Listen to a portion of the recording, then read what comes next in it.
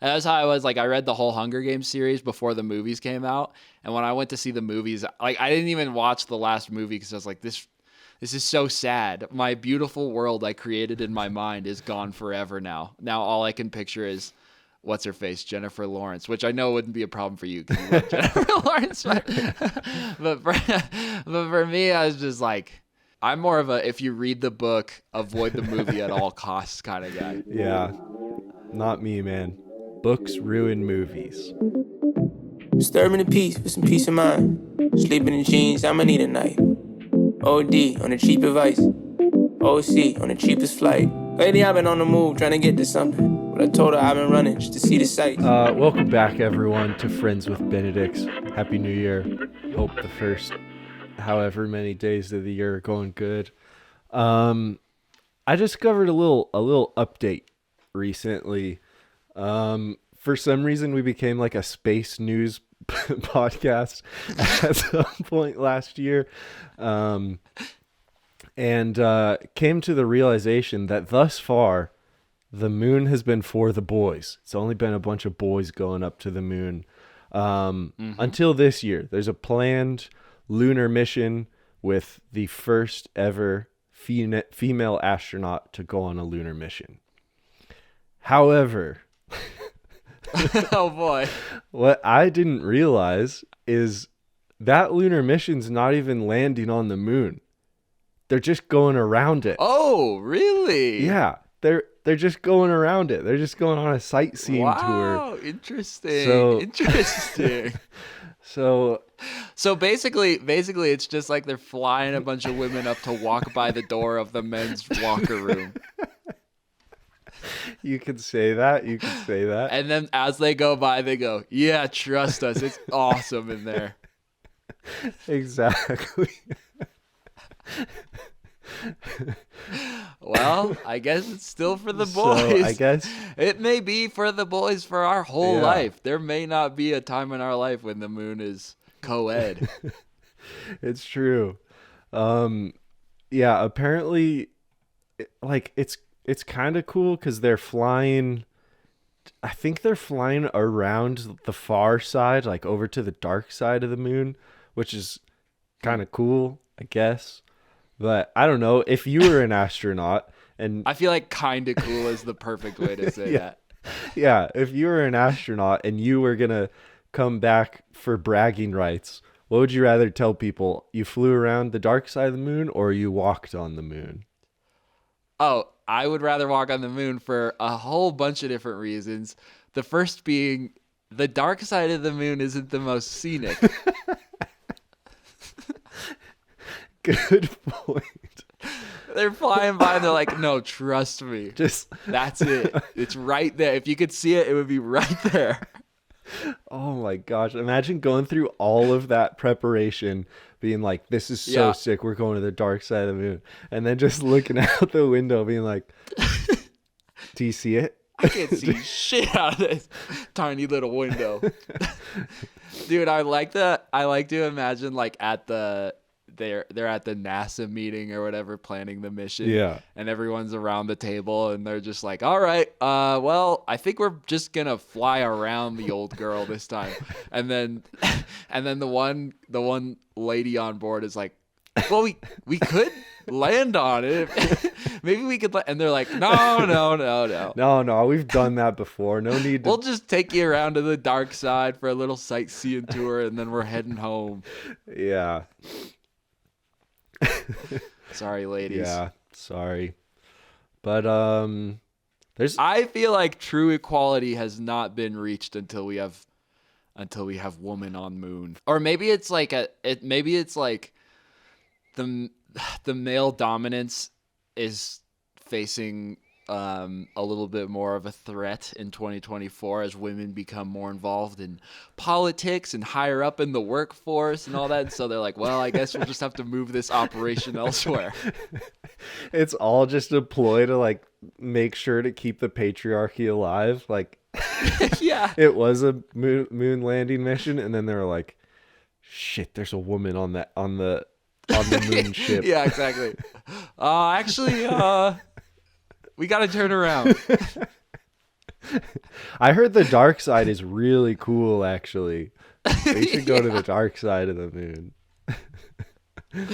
Oh man. There's some crazy stuff happening in space this year, though. I was kind of just briefly perusing some space news, and we don't need to dive into it because I just read a bunch of headlines, which is the worst thing you could ever imaginably do. But apparently we're sending some satellite to a frozen ocean moon of Jupiter that is just a big frozen ocean with an ice cover that they're trying to figure out if life can be on it. Basically, it's a bunch of planned scouting missions for when we got to escape this planet and try to figure it out somewhere else. So, seems like that's ramping up this year. Are they going to dig into the ice or something? Are they going to do some mining? It sounds like they're just taking a bunch of pictures. Just based off the headline? that one, the Jupiter ice ocean moon, I actually skimmed. Okay. And there's these flares of ocean spray. Okay. I should not talk about this article. Carry on. Moral of the story, there's an ocean planet moon around Jupiter, and I think that's pretty neat. That is neat, and I wonder what's under all that ice. And that's not even the first time I've wondered that this week, because earlier this week, you and me and Shania and Bailey all went out onto the night ice. Yeah, that was definitely a first for me, going out onto a frozen lake in pitch black darkness. Might I be so bold as to say, kind of terrifying. Dude, it was terrifying. So here's the whole grand story. We went out to go try and photograph or film something at this big lake, and I was hyping it up forever, like, oh, you could go out on the ice and there's this awesome view you can only see in the winter. And so we drive all the way out there, and there was no ice at all. It was completely melted. Well, and so not only that, we were driving to the spot where we were supposed to go on the ice and film, and as we're driving, we're seeing ice, we're seeing people ice skating, we're seeing people ice fishing. We're like, oh, this is gonna be so sick. And we keep driving, and we get around this corner, and the spot we were going to is just water, not a single sight of ice anywhere nearby. I don't know anything about ice really, but I do know I was shocked to see a whole half of the lake was completely frozen, and the other half of the lake that is subject to the same temperature was just not even the edges were starting to freeze. It was crazy. So anyway, we went out, and by the time we got out there, it was already sunset, and so we hung out on the shoreline for a while. But then on the way back, I felt like I let everyone down because I had all of these images of grandeur ice palaces built up in everyone's head. And so I was like, we're going to stop by where we saw everyone ice skating and ice fishing. And so we pulled over. It's pitch black. I kept saying there wasn't a moon, and then someone pointed out there was indeed a moon. But it was still really dark. And then we just walked out on the ice, and there was no one there. And the further out you go, the ice would settle and creak and crack. And this is a big lake. It's vast. Yeah. And so those cracks would echo out into the distance. And it was really cool. Dude, it was the way the wind was moving on the ice, and the way that shifted the ice and kind of pushed air out from under the ice on the sides of the lake was a sound that I have never heard in my life. Which, yeah, I was thinking it's so rare the older you get to hear something that you've never heard before, and that gave me chills and butterflies and all the good feelings. Because man, how often do you just hear something you've never heard before once you're an adult? That doesn't happen. Dude, that is so true. It was very unique. And I have a quick follow-up to Ice Story because I went out the next night because I was like, oh, I want to see this when I can actually see. So I went out like at blue hour, and there were still people like ice skating and stuff. And it was funny because when we went out, we were like tiptoeing across, like Yeah. scared at some point it turns out you can go out like forever. Oh, You can cool. just go and go and go and go. And yeah, there were people ice skating like it looked like they were like a mile away from Oh, me. wow. They were so far away. It was super cool. But the funny part was that I was like going out, and there's this whole lake, dude. It's open, like it's so open. There's so much room. And I go out, and I was like gonna take some pictures and film some stuff or whatever. And I walk out super far, and I don't have ice skates on or anything. And I'm in the middle of nowhere. And of course, like this guy with dreads comes up like directly next to me, and is like doing all these like, and he's on these like sideways ice skates, like the blades are like, and he's doing all these like spins and stuff, literally like 4 feet away from me. And I have all my camera stuff. I'm like, dog, you're gonna come flying into my camera stuff. And so anyway, I knew exactly what he wanted. So eventually I just looked at him and I just go, those are cool ice skates. And he goes, yeah, they're free skates. And then he just turned my around God. and left. Oh no. It was so funny. I was like, you have the whole lake, and I know your skates are sideways. I can see that clearly. But he needed a little bit of acknowledgement. So I love picturing that guy all summer long sleeping next to his free skates, just like, it's coming soon. Just hold on, not too much longer, and you can show off your free skates to people on the lake. Well, it said a lot about my personality, honestly, because I wish I was the kind of guy who would see a dude on his free skates and go immediately, whoa, what are those? Those are so cool. You got to tell me. I'm glad you're having such a good time. Yeah. But instead, I'm just like, what is this kook doing close to me? He needs to go away. Yeah, I unfortunately would probably have the same reaction. But Well, we also had that full deadpan, like after he says, "Oh yeah, they're free skates," and then I'm like, "Nice," and then we're both kind of like, "Yeah." Anyway, and then he just skated away into the sunset. oh man. So there's what I think it's gonna be like on the Saturn ice planet. Yeah. Dude, you fly the satellite out there, and dude skates up, and he goes, "Nice satellite." That'd be sick. There's just an entire civilization of ice skating people. Not even. It's just one guy on Just free one skates guy. who shreds the planet Man. alone. That's been my strategy so far with my soap shoes, is to just run around Denver grinding rails next to people and hoping I'll make friends, and I guess that's why it's not working so well. The thing that's fun about soap shoes, which again for people who don't remember are just shoes with grind plates on them, is when you land the grind, you stop dead. And so it's the perfect thing. Like if there's a rail, you could grind a rail and then just stop like 2 feet in front of someone and just stare at them. That's true. No other sport is like that. There's always like an after bang or like a roll away with the soap shoes. Just like boom. What do you Yeah. think? That's true.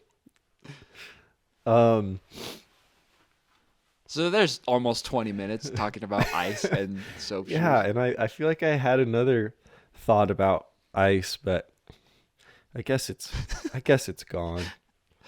You got to do me a favor, okay? Okay. If we talk about anything else and you remember what you had to say about ice, you have to interrupt. Okay, deal.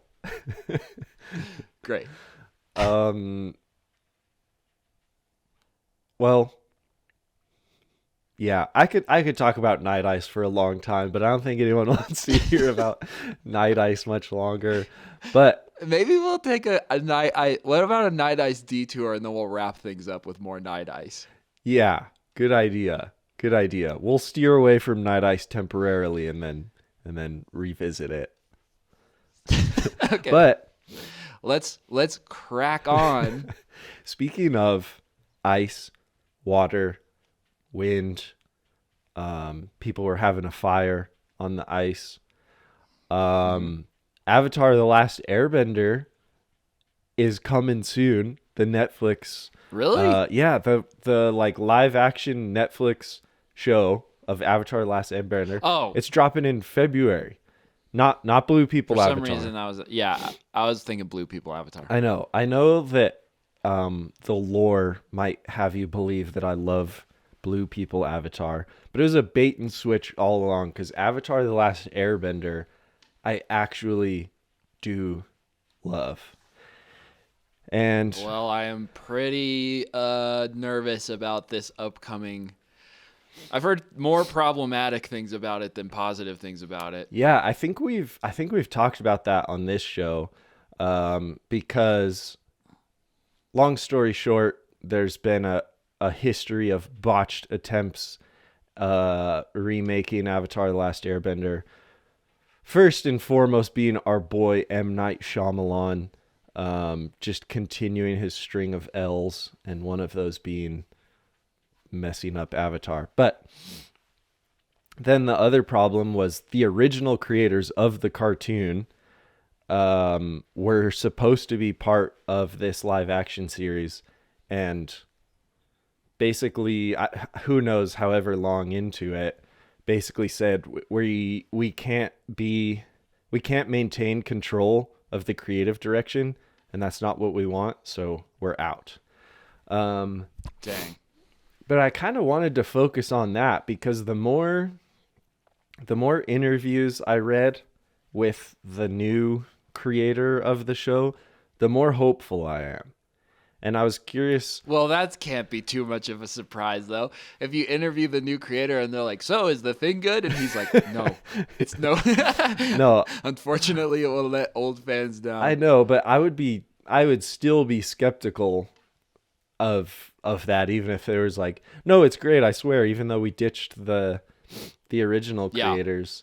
I'm still hopeful, and I feel like even though you have no investment in Avatar: The Last Airbender that I'm aware of, we might be able to chat about that, because I was thinking, like, you know, at what point is too much attachment to the original thing a bad thing? Because frankly, you know, this first season is the first season of the cartoon, which was definitely the worst season of the cartoon. It was the most like kids show. Oh, so they're like remaking the cartoon, but live action? Yeah, they're making it. It's an episodic okay. series, so they're not movies. They're But it's like the same story. It's not like right. It's kind of like what they're doing with Harry Potter. I guess so. Yeah, I don't know much about the Harry Potter. I didn't thing. realize that. Is Harry Potter going to be an Yeah. episodic retelling of? I think so. Yeah, I'm pretty sure. It's like basically the exact same premise, the same story. It's just remade, just done in a different style. Yeah. Yeah, so it's the cartoon was an episodic kids show, and now the TV show is just going to be a live action remake. Got it. And if you haven't seen the cartoon, the first season is like fine. It's a very kids show, like what problem will they run into this week, and then they solve the problem, and then it's great. And you could watch any episode of the first season and it would kind of stand alone. But then 2 and 3 just become this like beautiful tangled web of character development and conflict, and it all ties together, and it gets so good. Anyway, point of all that to say is, like, I think it could be a good thing to have a fresh perspective on creating the story again. Like, if the original creators, like, I don't know, I feel like you could get so lost in the sauce of what it was that you're less open to, I don't know, adapting it to a more adult thing. Well, the reason I feel like I have a hard time agreeing with you is the most parallel example of this that I can think of is Mulan, which was the exact same situation. It was like kind of a kids movie, and then the live action remake was supposed to be a little more adult, a little more serious. And it was probably the worst movie I've ever seen. No, I didn't see it. If not, it's top 3. Wow. They got rid of Mushu. They they just annihilated a lot of the charm in the advent of making it more serious. Yeah. Because I don't know, like, in my opinion, it's like and I haven't seen Avatar the Last Airbender, but like some of the silly stuff that is when you try to make like a more serious version of something and you cut out some of the silly stuff is like almost as important as any of the serious stuff. Like comic relief is like pretty important. And a great example of that is like Breaking Bad. Like Breaking Bad is so dark but there's so many funny moments in it. And I don't know. Obviously, it's speculative. But like with the Mulan thing, it was that. It was like they took out a lot of the kid stuff, and it was left just feeling completely bare and like it was terrible. Yeah, that's fair. I haven't seen Mulan, but I can relate because of M. Night Shyamalan's version of The Last Airbender. It was exactly that. Like the main comic relief character, Sokka, was so terrible in that movie because he kind of tied so much together being the comic relief goofy guy that once you lost that, it ruined so much of the development of other characters. So I definitely see what you're saying. And also, don't be fooled. Most of my optimism is just because I'm so afraid of this getting screwed up again, because it's such a such a dear series to my heart that I just like so badly want it to be amazing. So yeah, I don't know. Would you have preferred it if they just left it alone? That's a really good, really, really good question, because it's so perfect by itself. But I just recently started rewatching the old ones, the cartoon, because this new series is coming out, and it's like it's fully just reignited my love of the series. So it's for sure been like a catalyst, to rewatch the old ones. So that's cool. Yeah. I'm glad about that. Yeah. And I'm glad they put all the R&D and time and production in so that I could watch the old one. Yeah, exactly. But I don't know. That's a really good question, because like M. Night's version was horrible, but it didn't like ruin the cartoon for me or anything. I don't know. It's a good question, but I think the answer is no. I wouldn't have preferred them to leave it alone, because it's like risky and improbable to make something equal to or better than. It's almost impossible to make something better than. But on the slight chance that something incredible comes out of it, then I'm down for that. It's not my money funding it, so I'm happy with the potential for something great to come out of it. Yeah. I just feel so uninterested as soon as I figure out it's just a regurgitation of some old IP. That just immediately, I'm just like, I just don't give a flying frick about any sort of remake you want to make. It's like the Harry Potter thing, or even The Last of Us. It frustrates me that all of that money goes towards something that's completely ABD. The fact that we don't get new stuff now is just like, I can't circumvent my passive aggression or my anonymity toward the whole idea of refreshing a existing IP just because you can make money off of it and you don't have to do the work of creating new characters that people will care about and all that. It's just like, I know everyone is, but I'm so past burnt out on all of that it's like, I won't watch it. No matter what the reviews are at this point, it's like, personally, I'm not gonna put. It's like my favorite thing is my favorite show is Breaking Bad. If they did the opposite and made a cartoon of Breaking Bad, like what they're doing with Scott Pilgrim, no matter how good it is, I'm not watching it. I'm not supporting that whole principle. I'm sick of it. So then Better Call Saul is different just because it's a side shoot?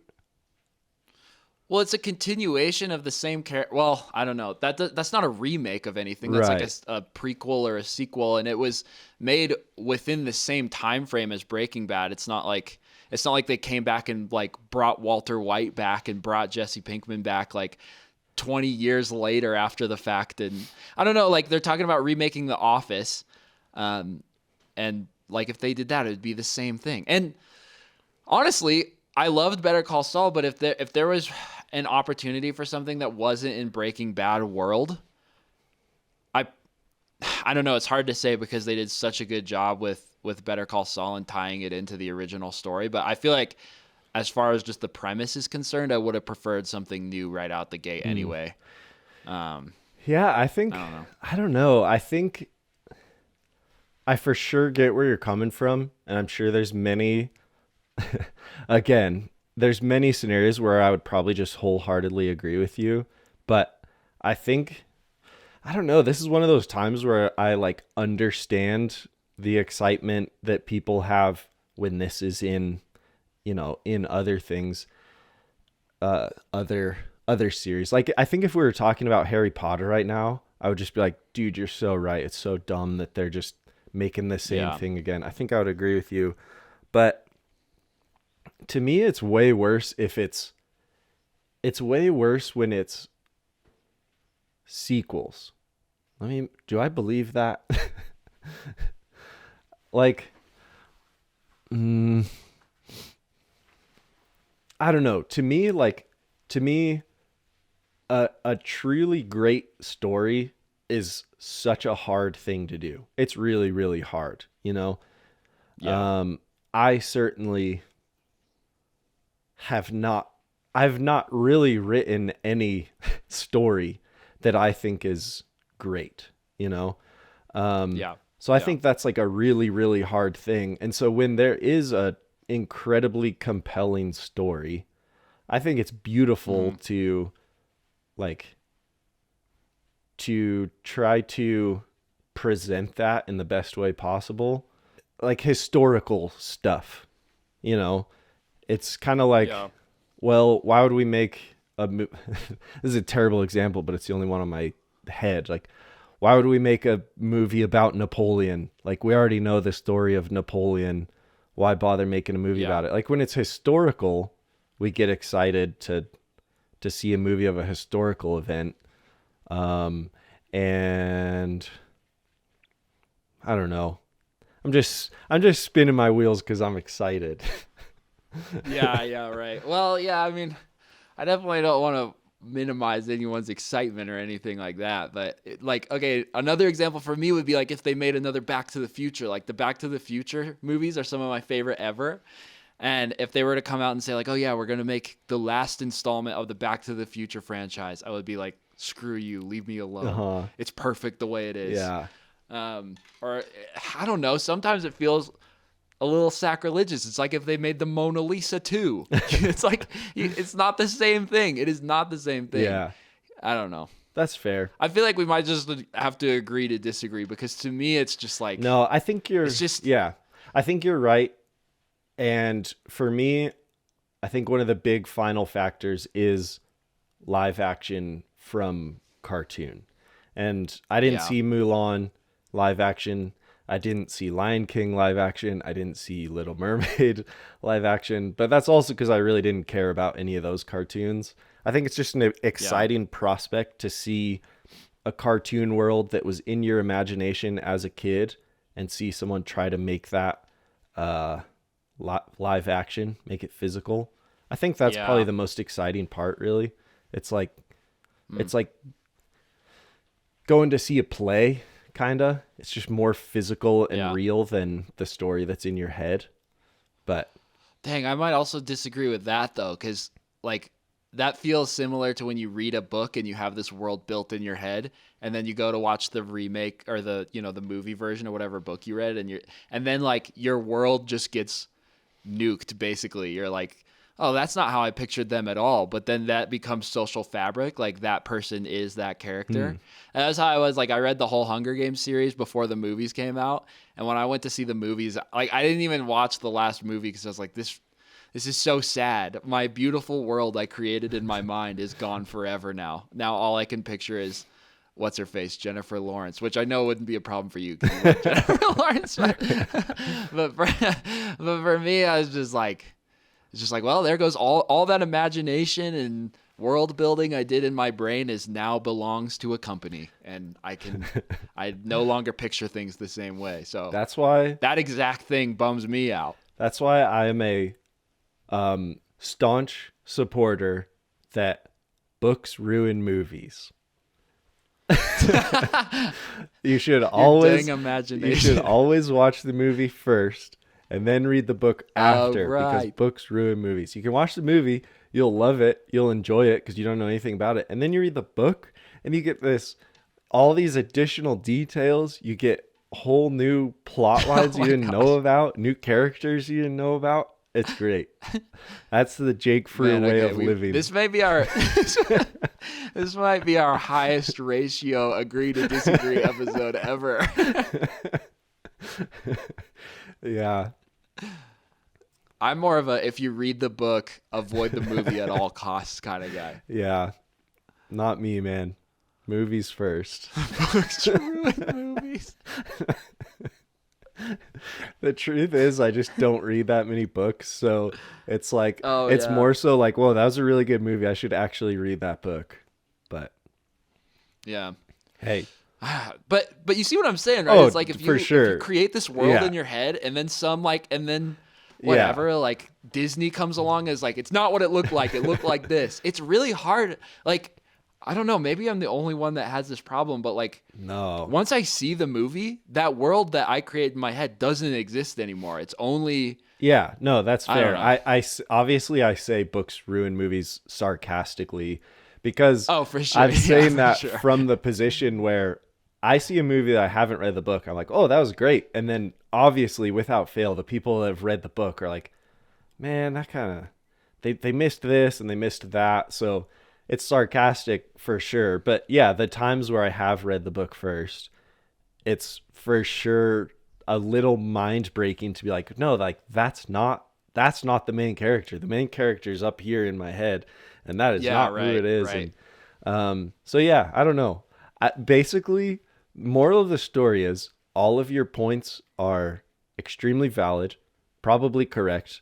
As are yours. I don't care because I'm so excited and I really want this to be good. And well, the day will come. The day will come when something that I love will be remade and I'll be excited about it. I'm sure it will happen. Maybe. I was honestly trying to think of something I could like compare to you, but I don't know. The Better Call Saul example is that is a little bit tricky because it's kind of remaking the same IP, but it's a completely fresh story. It's completely new. Yeah.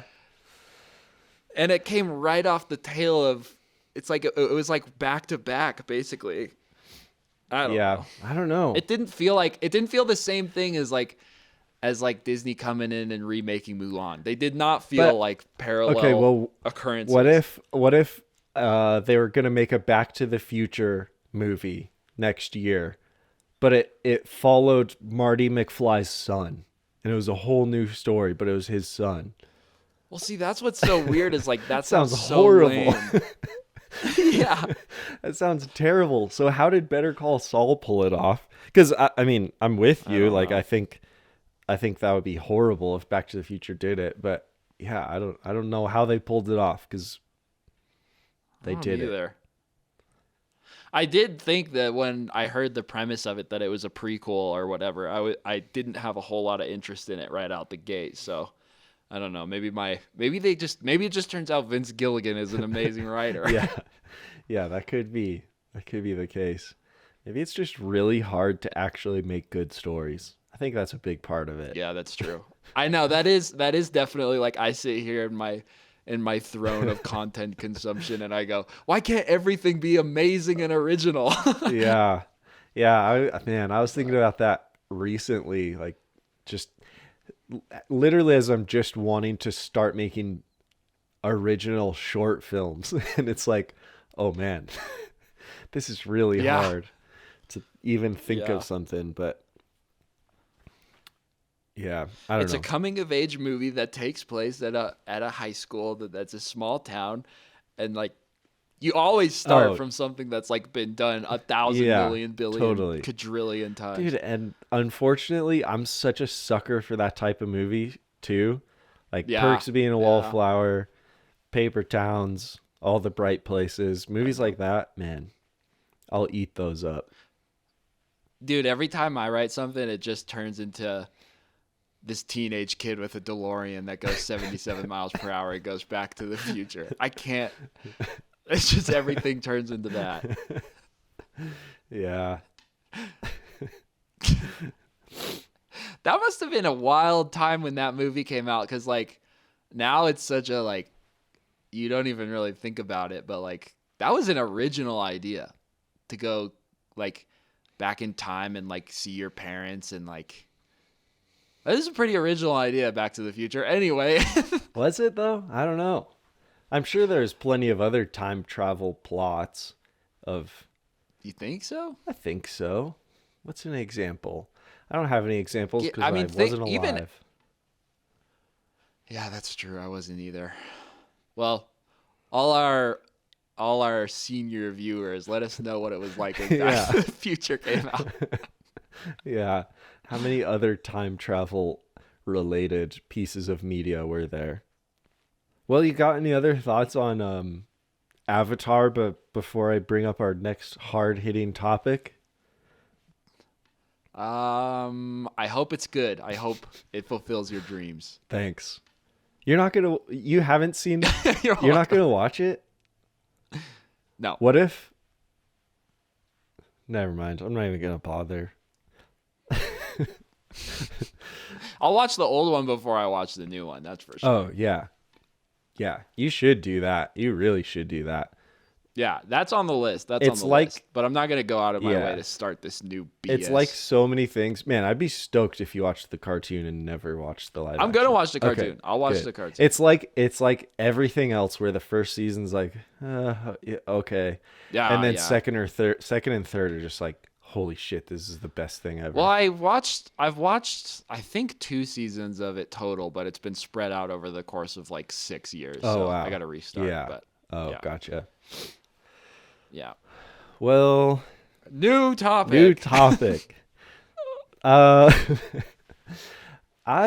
recently have been hearing the term thrown around, main character syndrome. Mm-hmm. And I just thought that was interesting. Might be interesting to dive into because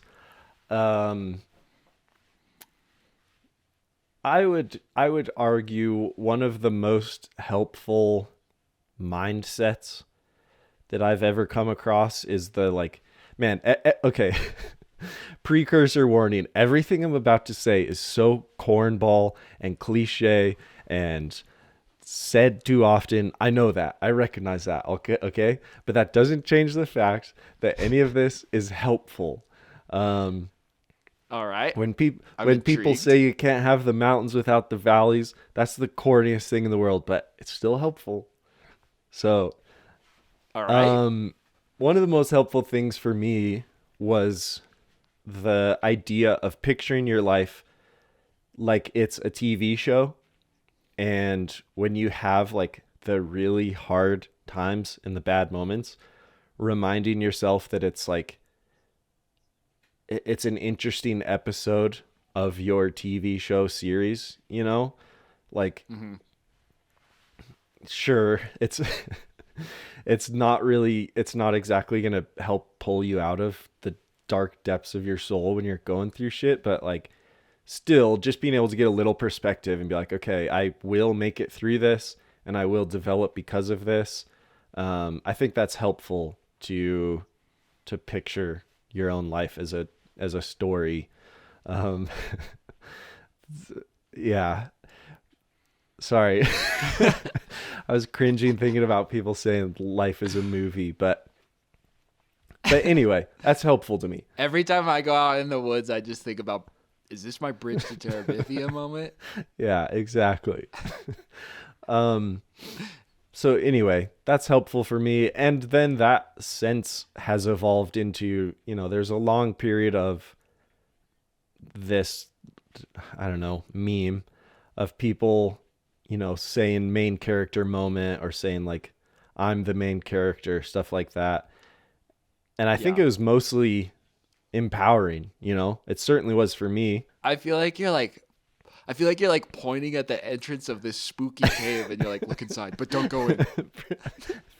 That's how I feel right now. I'm trying to put forth a cohesive thought. Meanwhile, my brain has like 6,000 forks in it right now of places to go.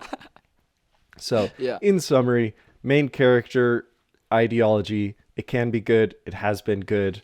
But lately, it seems like there's some serious problems arising from it. Case in point is like, prank YouTubers or people who... Did you see the video where the guy was playing music out loud on the subway and the lady came up and was like, I'm not even going to make the noise she was making in the microphone because it's too annoying. Oh. But she was like trying to get him to turn his music off because it was annoying her. And so she was making this god awful noise like right in his ear. No, I haven't seen that. Oh, it's so brutal. It's so cringe. That was on a subway or something? Yeah. Oh. A guy's just like listening to a Bluetooth speaker, which granted is pretty annoying. But she comes up and she's just like making like bird noises in his ear. And he's just like, lady, what is your problem? Oh my gosh. Yeah. But that was, I remember the caption on that was something to do with like, which one's the main character? Oh, yeah. Gosh. Well, before we were recording, I was trying to find a good, am I the asshole prompt to read. And in that scenario, it's like, if you were reading the story, to me, guy playing Bluetooth speaker in public, you're the asshole. But in that scenario, they're both assholes, and it sounds like she is even more, because what a what a ridiculous response to that. Like, think of how many better ways there are to handle that situation.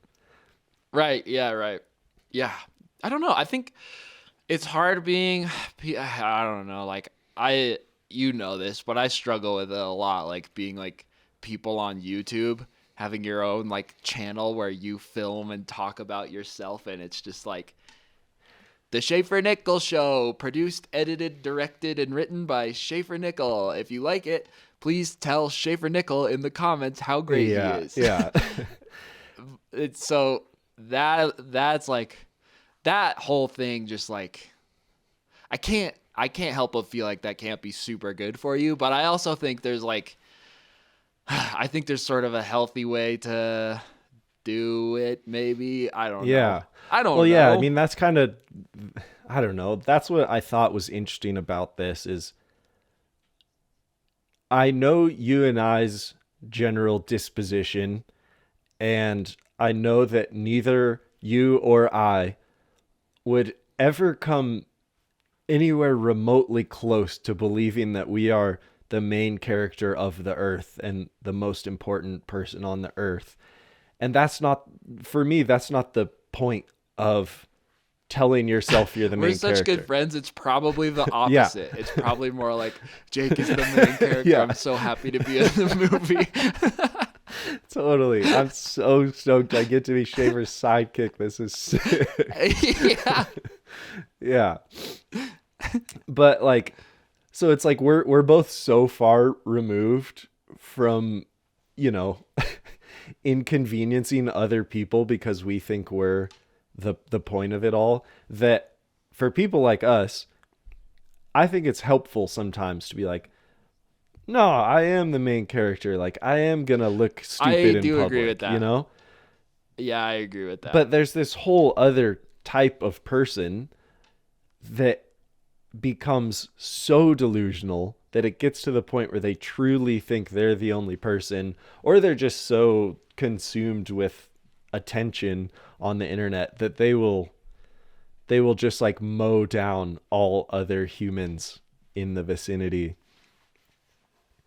Well, the magic word I think is balance, and that goes for just like everything.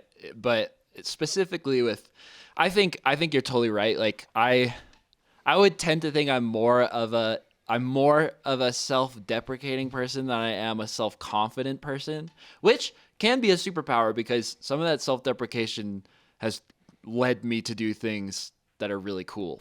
So anyway, sidebar. But that said, what's nice about YouTube is, yeah, it's a little bit of like going to the gym in the sense of like self-confidence. It's like, I'm going to post a video and I'm going to be on camera. I'm going to talk in front of people and I'm not going to apologize for it. You know, I'm going to be proud of the creativity I have and am able to share. And, yeah, I think I've grown a lot because of that.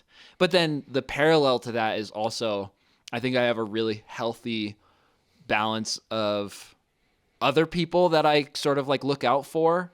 You know, there are tons of people like you and like my little sister and a bunch of my friends who really look out for me. And then I feel like I'm also that for a lot of other people. And so it doesn't feel completely gross when I do something that's like strictly for myself because I know I have a balance. And I think part of the main character syndrome thing that is a bummer to witness on the internet now is you can tell there are a lot of people that do not have the balance whatsoever. There is no concern or mind space set aside for anyone other than me, what I get out of this, my, you know. And it's not my position to point fingers and say who has the balance and who doesn't, but I do know for me, and this was part of my New Year's resolution, is to just be far more cognizant of that balance and more respectful of it on both sides. Like, take what I'm doing seriously and be proud of what I'm doing, but also take other people really seriously as well, and understand that just because I'm not getting something out of my interaction with someone all the time does not mean it's not worth the effort, I guess. Yeah, exactly. And yeah, when I first kind of made this note for us to talk about, I was like debating whether or not to even include it, because obviously the discussion is like it's a little of both, which is kind of it's always a boring conclusion. I can't think of a word. Why can't I think of the word? What's the word? Anticlimactic? Oh, no, what's the word people always use when they're talking about food and they're saying, oh, everything in moderation. Umami. Oh, right. Everything in moderation. Yeah, pretty much any conversation gets so boring when the answer is, well, everything in moderation. But yeah, I mean, it really is it. Like, I don't know. You just got to be self-aware enough to know like when you do need a little main character energy to get yourself out of your comfort zone and do the thing that's for you and gonna get you somewhere. But yeah, also I would say maybe in general we could all do ourselves a favor to, you know, do what you just said and be cognizant of those times where you just don't need to be the main character. You need to just support the people in your life that are needing support or whatever. So, and I feel like different people have different issues on either sides of that conversation, because there's some people that can't do stuff for themselves, and then there are people that can only do stuff for themselves, and so there's not. And you know what's really sick is being able to come on a public podcast and say how good I am at supporting the other people I know. Yeah, there's so many paradoxes. That's the most main character thing I've done this week, dude. Oh God, the amount of if you have so many friends like I do, then you don't really have to worry about it. Oh man, don't send me down that spiral. There's so many paradoxes already in everything we do. Oh, dude, speaking of that, I feel like I have like a proper apology I need to make on the podcast, because we were talking about oh my gosh, we were talking about no more texting on the last episode and how much more I prefer voice memos and everything. And God bless my wonderful friends. I feel like probably 6 or 7 of them, like throughout this week, have like sent me texts and been like, "Oh, sorry, don't reply to that. I'll call you later. I'm sorry." Oh, And I felt kind of bad because I was like, "Dang, I don't want people to think I don't want to talk to them, or I like you're not worth me sending a text." So to everyone that had to adjust the way they communicate with me because I'm a big giant spoiled brat, I am sorry. I will text you back. oh man. Can I Or I'll try can to. I copy paste your apology? Because I kind of had the same realization of just being like, basically all of it is on me. Like it's fully on me. Like I know I suck at texting, so it's either on me to call them back or to text them back. Like it doesn't matter that it's not my preferred form to get text. That's the realization I had. I was like, is it really going to be my strategy to yell out into the world, "Everyone's doing it wrong but me"? Yeah. Yeah, ditto over here. So sorry, everybody. I also just like a further apology from there is just like, I'm probably never going to be good at replying to text messages. I'm just probably never going to be good at it. You don't have to change anything. You're perfect the way you are. I love all of the people that bother to go out of their way to talk to me. It's such a gift. And every time I read a text, I am filled with joy and dopamine. But for some reason, it's just like, it's blocked from my capability to text back in a timely manner. I'm sorry. I'm broken. I'm an imperfect person. Yeah. Man. I'm going to text you so much now just to fill you with joy and dopamine. All right. Now 2024 is the year of like getting into texting. Big texting year. I've totally switched. Texting's back, I've totally baby. switched gears. Yeah, I'm going to text all day, every day. Not me. I still hate it. I hate it so much. I basically am sorry that I am the problem, but it still just overwhelms me so much. And I am doing my best to solve the things that overwhelm me about it and get better at it, but it's still very overwhelming. It's hard when it's not like a going to the gym thing where it's like hard, but the more you do it, the better your life gets. It's hard, and the more you do it, like the more you're just looking at your stupid little square box all day. Yeah, that's man. I'm gonna go back and forth with this till the end of time because it's like the better. Yeah, exactly. The more you work on it and the more you try to be responsive to texting, the more you just have to text. Because then those conversations stay open and you're just endlessly in those texts. And yeah, that's that's what's so brutal about it is, yeah, if you're trying to be better at not leaving people hanging, it just means you're going to end up doing it more often. And I don't know. I still kind of stand by everything I've said, but I also just recognize I'm the problem. But yeah, I don't know. No need to fully rehash it other than. Well, it's complicated. All I want people to know is that it has no reflection on what I think about anybody. I just am bad at it. And I don't want to get better at it. Yeah, I mean, for me, it's definitely not a reflection on anyone texting me. It's like, it's always just a reflection on me and my own, I don't know, overwhelm. Yeah. Anyway.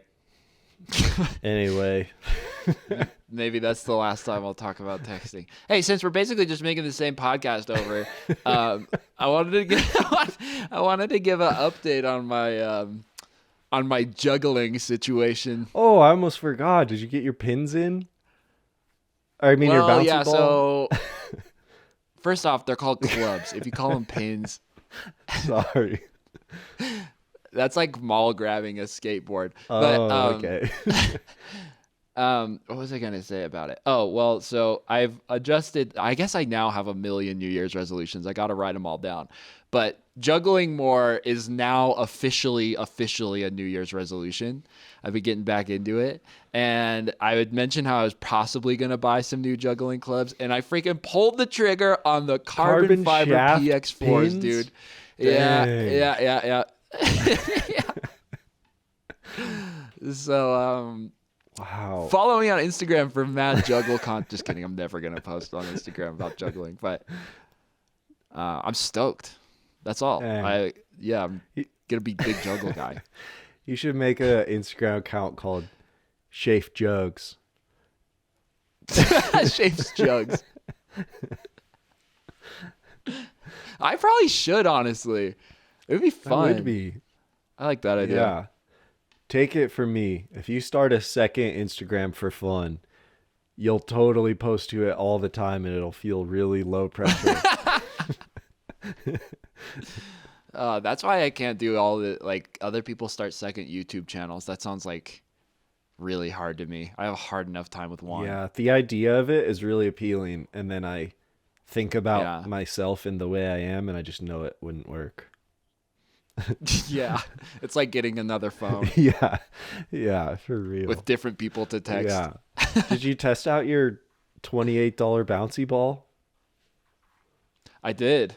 It's awesome. 90% balance ratio is absurd, especially on concrete. Really? Well, I know exactly what the 90% balance ratio means now because I feel, but like when you hold it and you drop it, it'll come up almost to your hand. It's which is very bouncy. Like it'll bounce. It definitely shocks you how bouncy it is. Wow. That's great. It gets 90% of the way back up to your Yeah. hand. It's sick. Dang, that is cool. That's really cool. Yeah, so I filmed some stuff with it. I also almost threw my shoulder out trying to bounce it off something, and I don't know. I almost got injured. Oh, I almost threw my shoulder out when we were skipping rocks at the not ice lake. Dude, there's a freaking skill of yours I did not know you had. You are good at skipping rocks. I was trained from a young age to skip rocks from the master that is my father. Wow, well, I was very impressed. Um, that was just moments before Night Ice. that was. Yeah.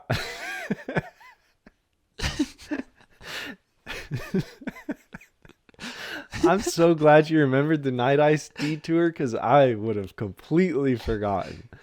So here's what I guess all I think here's about. what I wanted to say earlier about Night Ice.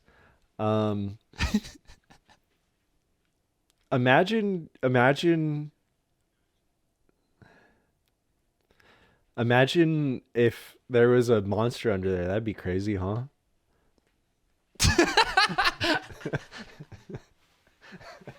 Holy God, I didn't even think about it like that.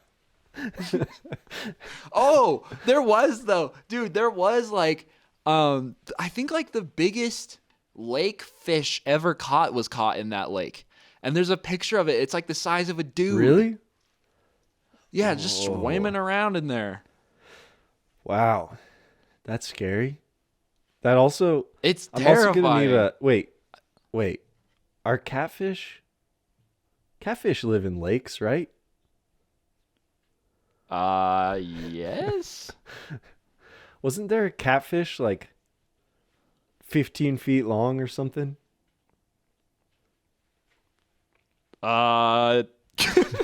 Was there a catfish 15 feet long? Probably. I regret the Night Ice detour. Okay. I regret every part of the Night Ice detour. Okay, so sorry. This is the suspected biggest trout in the world. Oh. That's kind of underwhelming, honestly. Well, okay, all right, okay, wait. Now Google a picture of biggest catfish ever Look at this caught. one. This one was also caught in there. Hold on, I clicked away. Okay, that's a good sized fish. I can't wait to have to put these in the episode. Now, just do yourself a favor now that you've shown those those measly little fish. And Uh-huh. Google biggest catfish ever caught.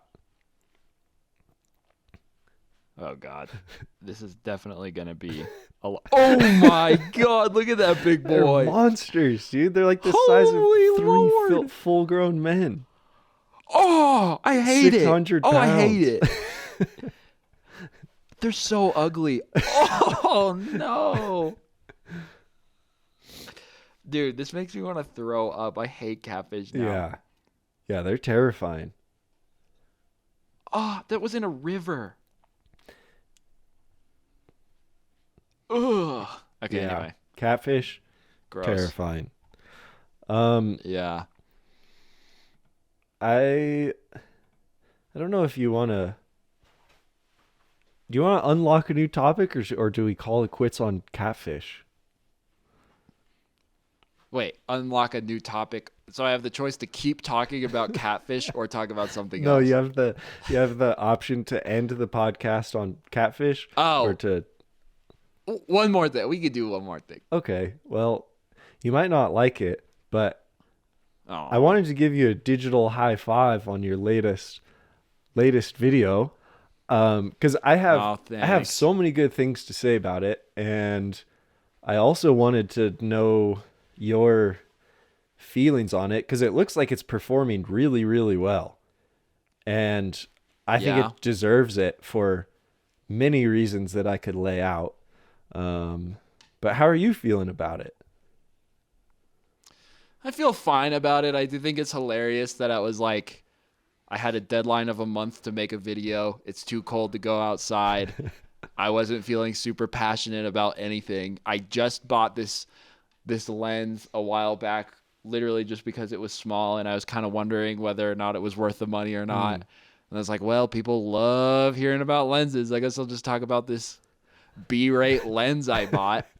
And then I put probably at least half the effort I usually put into a video into the video. And then it does, of course, better than any video I've uploaded in the past year.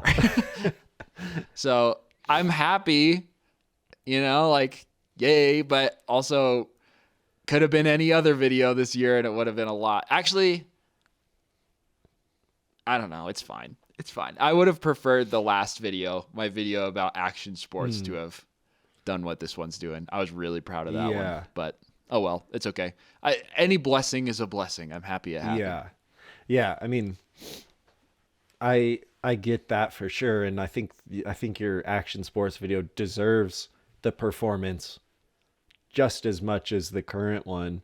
But I think it's really cool, and I think there's something to be said for the fact that you weren't able to go outside and you were on a deadline, and from my perspective, that forced you to come up with some really fun creative ideas because you were just kind of confined to your house.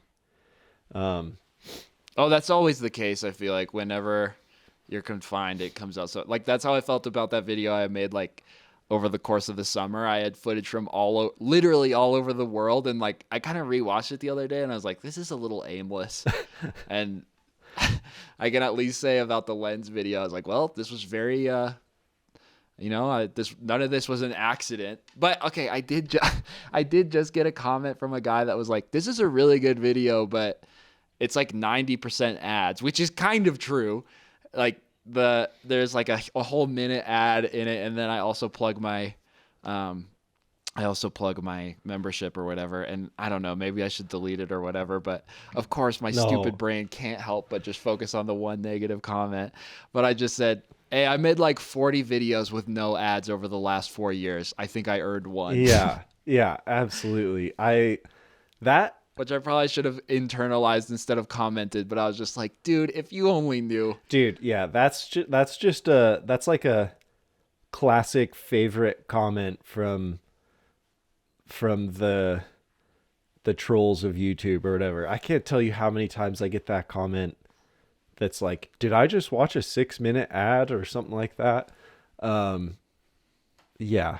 What a silly what a silly comment when you're making a video that's clearly a review of a lens from the title, from the beginning, and obviously, if you're going to have sponsors on your channel at all, of course you're going to put the sponsors in a lens review rather than a, something that's like near and dear to your heart. Yeah, exactly. And I see people do that a lot where they'll take the video that's like the really personal one and then put like a BetterHelp ad on it and whatever, which is like, fine, do what you got to do or whatever. But it's like, it's a priority of mine that if I'm going to have like a salesy video, that's all it's going to be. And it's not up to this guy to watch through my whole, whatever, like channel and figure that out for himself or whatever. But it was just like, God, I've put in years and years and years and years of selling nothing to anybody. And the one video, it's like, it's a valid comment because it's true. No, it's like the it's whole not thing a is just valid either selling comment. like a lens or, It's but yeah, there's definitely, it's just, I'm like, dude, just watch one other video. Yeah. Watch any other of the videos and you will see like, but yeah, whatever. it's literally not even a valid comment because it's just like, it's I don't know. It's one of those YouTube comments that is only left in order to bring attention to themselves and just to be like, I'm a special little boy. Let me point out this thing that brings attention back to me instead of the person that did the hard thing to make this whole thing for free and give it to someone. Yeah, I don't know. I think the moral of my thought there is like, if you're clicking on a lens review video and you're complaining about ads, you're an idiot. Like, get off YouTube and touch grass. Like, you're in the wrong place, my dude.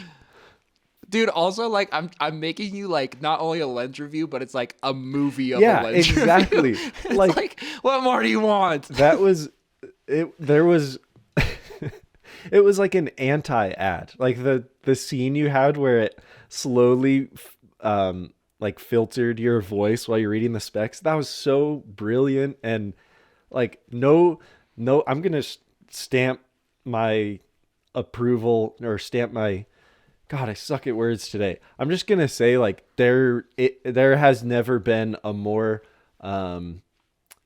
creatively fulfilling lens review to watch than what you just made. Cause it was like, dude, you like bait and switch the audience into watching a lens review and then forcing everyone to just be like, whoa.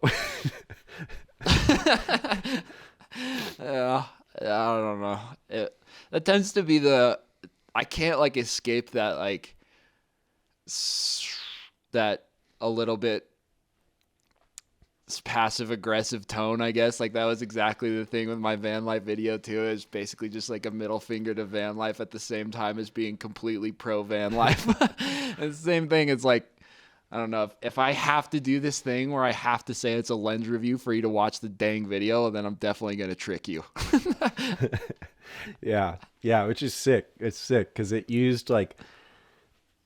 just used all of the right things to sucker in an audience and then like leaves them with something more transformative. So it's great. You made YouTube a better place with that video, even if it wasn't your favorite video or the favorite type of video you want to make. You still made YouTube a better place because of it. And for that, I think it's awesome. Thanks, I appreciate it. Well, as we discussed earlier, I may be retiring from YouTube advertisements anyway, so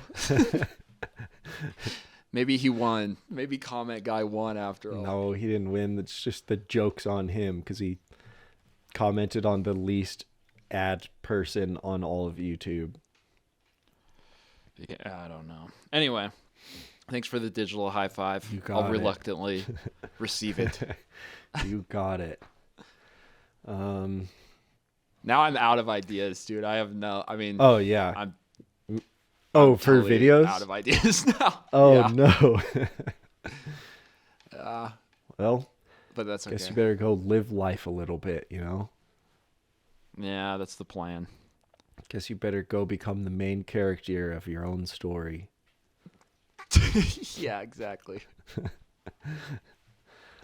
Well, my brain is completely fried. I feel like I've completely forgot how to talk the last 10 minutes. So I think now is a great time for me to go edit away the rest of the day because that's what I'll be doing. And I'm honestly pretty stoked for it.